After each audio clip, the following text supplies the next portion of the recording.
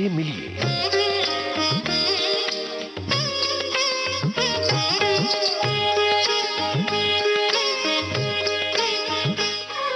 दोस्तों, फिल्म का बड़ा पर्दा हमेशा से बच्चों के लिए और युवाओं के लिए आकर्षण का केंद्र रहा है।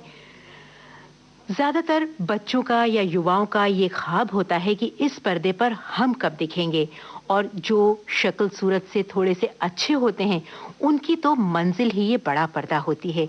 लेकिन कई बार आप परिवार की मजबूरी कहिए या परिवार का दबाव कहिए कि आपको पढ़ना लिखना पड़ता ही है, लेकिन जब आप अपने पैरों पर खड़े होते हैं तो आपकी मंजिल होती है ये पर्दा। और कई नवयुवक ऐसे हैं जो पढ़ लिख कर भी नौकरी नहीं करते, इसी पर्दे की तरफ चले आते हैं। या हमारी फिल्मी दुनिया में कई ऐसे भी कलाकार हैं जिन्होंने बहुत पढ़ाई की और कुछ काम भी किया, लेकिन अल्टीमेटली छोड़ के फिल्मी दुनिया में ही चले आए। आज हमारे स्टूडियो में हमारे साथ ऐसा ही एक नवयुवक है जिसने पढ़ाई की, लिखाई की, विदेश में नौकरी की, लेकिन वो नौकरी उन्हें रास नहीं आई और उन्हें चैन आया पर्दे पर देखकर। अब आप सोच रहे होंगे कि मैं किसकी बात कर रही हूँ। मैं बात कर रही हूँ मॉडल और अभिनेता समीर सोनी की। समीर जी, नमस्ते। बहुत बहुत नमस्कार। कैसे हैं आप? First class. जो मैंने बात कही, आप इत्तेफाक रखते हैं इस बात से? बिल्कुल इत्तेफाक करता हूँ मैं। इनफैक्ट हमारे घर में सबसे इम्पोर्टेंट चीज़ थी कि पढ़ाई लिखाई ज़रूर होनी चाहिए। इनफैक्ट मेरे माता पिता बिलीव करते हैं कि आप पहले अपनी ग्रेजुएशन कंप्लीट कीजिए, पढ़ाई लिखाई कंप्लीट कीजिए, उसके बाद आप जो करना चाहते हैं आप करिए। तो इसीलिए मैंने अपनी जो ग्रेजुएशन है वो अमेरिका से करी। वहाँ पर मैंने बिजनेस इकोनॉमिक्स किया। फिर मैंने कोई 1-2 साल वहाँ पर वॉल स्ट्रीट में बतौर फाइनेंशियल एनालिस्ट नौकरी भी की। मगर मुझसे रहा नहीं गया क्योंकि मुझे बचपन से एक्टिंग का शौक था और मैं इनफैक्ट 8 साल की उम्र से थिएटर पे, स्टेज पे एक्टिंग कर रहा था।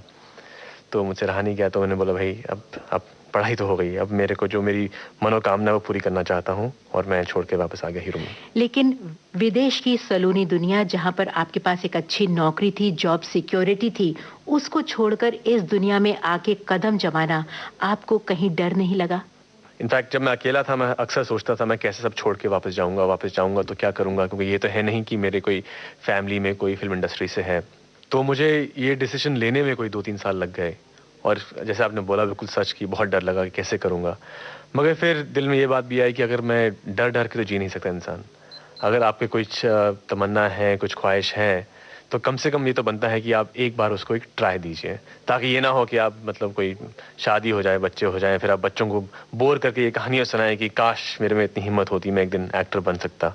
इसलिए मैंने सोचा कि मैं छोड़ के आऊँगा वापस। अच्छा, आपने कहा कि आपके परिवार की तरफ से थोड़ा-सा दबाव आया, थोड़ी-सी आपको मजबूरी भी थी जो आपको पढ़ना लिखना पड़ा।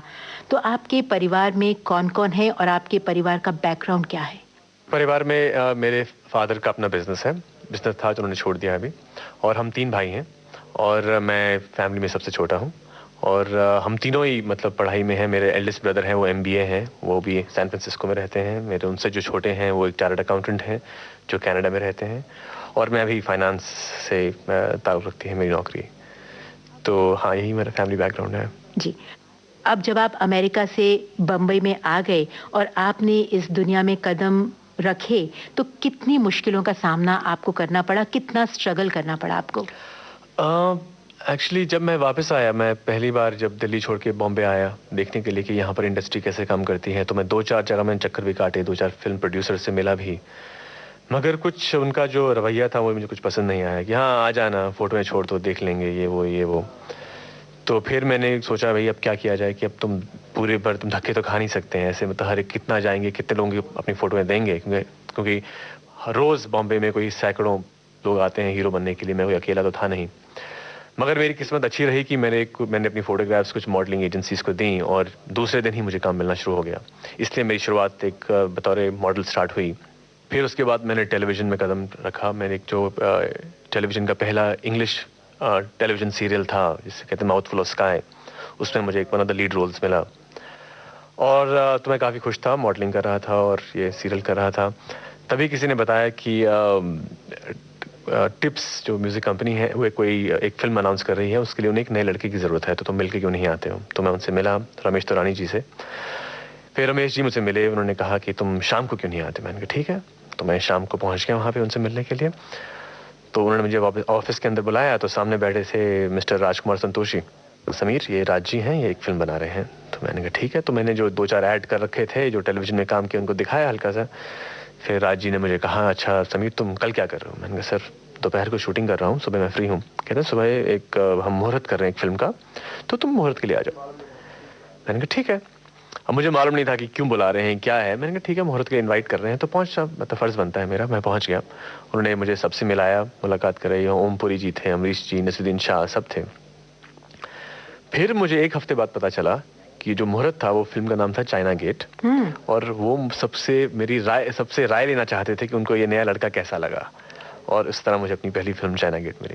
मतलब आपका अदृश्य मुहूर्त वहां पर खुल गया। बिल्कुल ठीक कहा आपने, बिल्कुल ठीक। तो आपकी जो मुहूर्त फिल्म थी वो थी चाइना गेट, और इससे फिल्मी दुनिया के जो गेट्स थे वो आपके लिए खुल गए। हाँ, पहले से ज्यादा खुले जरूर। चाइना गेट के बाद का जो कारवां था वो किस तरफ बढ़ा? चाइना गेट के बाद जो मेरी अगली फिल्म थी वो थी लज्जा। तो वो मेरी दूसरी फिल्म थी। उसके बाद अफसोस की बात कि चाइना गेट इतनी बड़ी हिट ना हो सकी, इसलिए काम कुछ ज़्यादा नहीं मिला। और जैसा जो काम मिला वैसा मैं काम करना चाहता नहीं था, और जैसा मैं काम चाहता था वैसा मिल नहीं रहा था। तो साइड बाय साइड मैं थिएटर भी कर रहा था, मैंने कुछ टीवी में काम भी किया। फिर लज्जा आई, लज्जा रिलीज हुई, उसका अच्छा रिस्पॉन्स मिला। जो मौका मिलता है आपको, छोटे रोल का मौका मिलता है, उसमें अच्छा काम करो। अगर आप ऐड करते हैं, 30 सेकंड मिलते हैं, उस 30 सेकंड में आप कुछ कमाल करके दिखाओ कि लोग देखेंगे यार लड़के में कुछ दम है, कुछ बात है। और जाहिर है कि मैंने कुछ ना कुछ ठीक किया होगा कि मुझे एक दिन BR फिल्म्स की कॉल आई, रवि चोपड़ा जी की, और मुझसे मिलना चाहते थे। और जो एक फिल्म की नरेशन उन्होंने मुझे दी वो थी बागबान। तो उस तरह मुझे बागबान मिली। और बीच में मैंने इनफैक्ट इसी साल मेरी ये तीसरी रिलीज़ है। उससे पहले एक फिल्म रिलीज़ हुई थी कहाँ हो तुम, जिसमें ईला अरुण की बेटी इशिता अरुण उन्होंने डेब्यू किया। फिर उसके बाद फिल्म जो रिलीज़ हुई थी बस्ती, जिसमें आमिर खान के भाई फैसल खान मेरे साथ हैं। और बस्ती काफ़ी बड़ी हिट भी हुई है, इनफैक्ट स्मॉल मतलब छोटे सेंटर्स में, B सेंटर में, C सेंटर में काफ़ी बड़ी हिट भी हुई है। तो हाँ, तो बस कुछ ऐसा ही कारवा रहा मेरा। अच्छा, बागबान में आपका एक्सपीरियंस कैसा रहा? मल्टी स्टारर फिल्म है, और अमित जी के साथ काम करके, हिमा जी के साथ काम करके कैसा लगा? एक्चुअली जहाँ तक मल्टी स्टार की बात है, वैसे मुझे लगता है कुछ मेरी किस्मत ऐसी है या कुछ कि इत्तेफाक है कि मेरी पहली फिल्म भी मल्टी स्टारर थी, जिससे मैं अकेला था। मेरे सामने थे नसीरुद्दीन शाह, ओमपुरी, अमरीश पुरी, डैनी, ये सब इतने बड़े बड़े कलाकार। तो सबने मुझसे यही सवाल पूछा कि भाई इतने सब कलाकारों के बीच में तुम अपना सिक्का जमा पाओगे कि नहीं। दूसरी फिल्म थी जिसमें मैं ऑपोजिट था, माधुरी दीक्षित। उसमें भी थी रेखा जी, थी मनीषा कोइराला, जैकी श्रॉफ, अनिल कपूर, महिमा चौधरी। तो फिर मुझसे यही सवाल किया गया कि भाई तुम अपना सिक्का जमा पाओगे कि नहीं। तो सही बात तो यह है कि मुझे मज़ा आता है मल्टी स्टार्स में काम करने का। बड़े स्टार्स के साथ काम करके आपको ऐसे कितने सारे टिप्स भी मिल जाते हैं जो अदरवाइज आपको नहीं मिलते, लेकिन ऐसे बड़े सीनियर कलाकारों के सामने काम करने में थोड़ा सा डर और थोड़ी सी हिचक भी लगती है कि हम काम कैसे करें। तो हो सकता है कि जो अभिनय का समंदर आपके अंदर है वो खुल के बाहर नहीं आ पाता। नहीं, बिल्कुल ठीक कहा आपने जी। इनफैक्ट सही बताऊं आपको कि हर एक सीन से पहले, इनफैक्ट सीन का मतलब एक दिन पहले, दिमाग में यही बात घूमती रहती है कि यार ज़्यादा रीटेक्स ना हो मेरी वजह से, कोई ऐसी गलती ना हो कि ताकि वो जो अमित जी हैं या अमरीश जी हैं या नसीर जी हैं वो डायरेक्टर की तरफ देखें, भाई किसको पकड़ के लाए हो तुम, ऐसी कोई एम्बैरेसिंग सिचुएशन क्रिएट ना हो जाए। तो डर तो रहता है, मगर मैं मानता हूँ वो डर अच्छी बात है कि उस डर के बदौलत आप एक्स्ट्रा मेहनत करते हैं, एक्स्ट्रा कंसंट्रेशन रहता है, एक्स्ट्रा फोकस रहता है।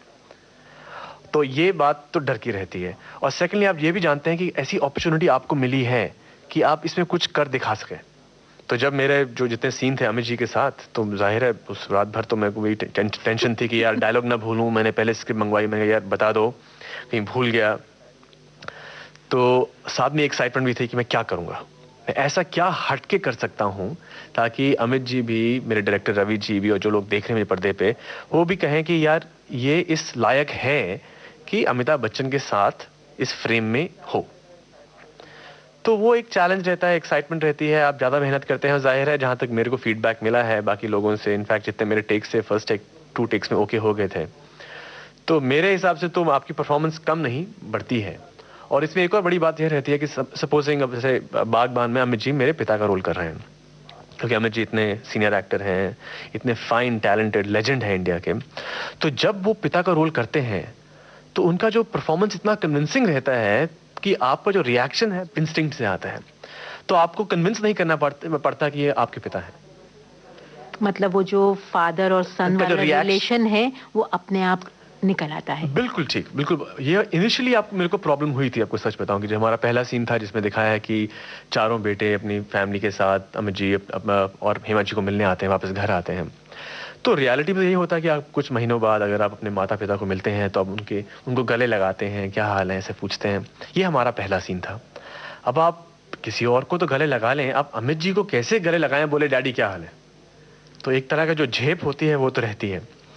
तो जब हम पहला सीन कर रहे थे तो जाहिर है मेरे दिमाग में ये बात चल रही थी। मैंने कहा एज एन एक्टर, बतौर एन एक्टर, तो मैं चाहता हूँ कि उनको गले लगाऊं, हेमा जी को गले लगाऊं, क्योंकि मेरे मम्मी डैडी हैं और इतने महीने बाद मिल रहा हूं उनसे। मगर अमित जी जो लेजेंड हैं, जिनकी आपने फिल्में बचपन से देखी हैं, उनको कैसे गले लगाया जाए? हेमा जी जो मतलब अगर आप जो अपने जमाने की ड्रीम गर्ल रही हैं और आजकल भी हैं, मेरे हिसाब से किसी भी एक्टर से कम नहीं है देखने में आजकल भी, उनकी कमर में या कंधे पे हाथ आदमी कैसे रखे? तो मेरे को काफी डर लगा। मैंने कहा क्या किया जाए? फिर मैंने सोचा कि अगर इसी डर में रहा तो ये फिल्म में तो मैं काम कर ही नहीं सकता हूँ, क्योंकि मेरे जितने सीन हैं जाहिर है इनके साथ ही होंगे। तो फिर मैंने किसी तरह हिम्मत करी। मैंने कहा यार अभी रोल में आ जाओ, भूल जाओ ये अमिताभ बच्चन है, पिताजी को देख के गले लगा लो। समीर जी, आपका फोकस जो है वो फिलहाल सिर्फ अपने काम पर है। इसके अलावा आपके क्या-क्या शौक हैं या क्या-क्या ख्वाब हैं आपके? शौक इनफैक्ट मुझे पढ़ने का बहुत शौक है। मैं बहुत किताबें पढ़ता हूँ, और जो किताबें मैं पढ़ता हूँ वो कोई फिक्शनल नहीं, नॉन फिक्शनल। अक्सर वो स्पिरिचुअल फिलॉसफी पे होती हैं वो किताबें। तो इनफैक्ट मुझे लिखने का भी शौक है। मैं पहले इनफैक्ट 4-5 साल पहले सोच भी रहा था एक किताब लिखने के लिए, वो टाइम नहीं मिला तो कंप्लीट नहीं कर सका। तो वो शौक है। फिर नॉर्मल टाइम मेरा जिम जाता हूँ, रोज़ एक्सरसाइज करने जाता हूँ हल्का सा मेंटेन करने के लिए। फिर मैं बीच के पास मेरा घर है तो रोज़ शाम को वॉक के लिए निकलता हूँ जब मैं शूटिंग नहीं कर रहा होता हूँ। बाकी बस ऐसे ही कुछ है, मैं अपने में मग्न रहता हूँ, अकेला रहता हूँ, उसमें ही अपनी छोटी सी दुनिया में खुश रहता हूँ इनफैक्ट। अच्छा, तो आपकी जो किताब अधूरी पड़ी है, जब भी वक्त मिलेगा उसे तो आप पूरी करेंगे ही। और क्योंकि आपको लिखने का शौक है तो हम ये भी उम्मीद कर सकते हैं कि आगे चलकर शायद आप कोई अच्छी सी फिल्म की कहानी भी लिख लें। इंशाल्लाह जरूर। समीर जी, हमारे स्टूडियो में आने के लिए और हमसे बातचीत करने के लिए बहुत बहुत शुक्रिया। Thank you very much. इनसे मिलिए इस कार्यक्रम में अभी आप अभिनेता समीर सोनी से रेणु बंसल की ये बातचीत सुन रहे थे। इस कार्यक्रम के निर्माण में प्रस्तुति सहयोग दिया रमेश गोखले ने, और विविध भारती की ओर से इसे आपकी सेवा में प्रस्तुत किया शकुंतला पंडित ने। इनसे मिलिए।